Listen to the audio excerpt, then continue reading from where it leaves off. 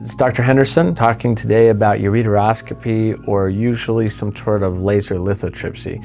So you'd be watching this film if you have a kidney stone that's either in your ureter or that's a little bit harder up in your kidney and is definitely a smaller size, less than 1.5 or 2 centimeters.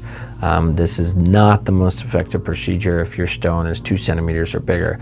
There's a different procedure, and you can see that video, which is the percutaneous nephrolithotomy video. Ureteroscopy is awesome. We're very fortunate in the United States to have this technology, but it's a teeny tiny camera that we go up the ureter with. It's about the size of the metal part of this pin, and we find the stone. We either just basket out the stone if it's small enough, or we laser it into little pieces and we basket out those little pieces. It's very effective because we can clean out the stone and then you don't have to pass it on your own. We can do this either in the ureter or up in the kidney. It doesn't matter which one. A lot of them are only 20-30 minutes or less in the operating room. So once we take out those stones either out of the kidney or the ureter, we just check with the little teeny scope on the way out.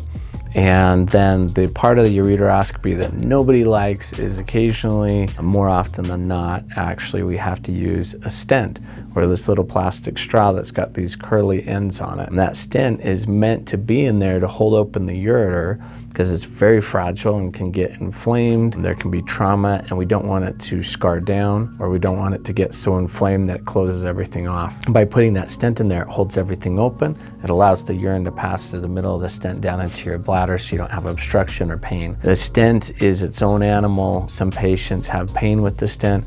Other patients don't have any pain at all. Majority of patients who have had a stent can tell you sometimes it's almost as bad as the stone. It's just one of these necessary evils when we do ureteroscopy to keep you safe. The stent would come out in a week or two in the office later, just depending on how much trauma we had to cause to the ureter to get the stone out. If we didn't have to do a lot of dilation, or if the stone's down distal, a lot of times we can avoid the stent altogether. I look forward to taking care of you for your kidney stones. I love doing ureteroscopy.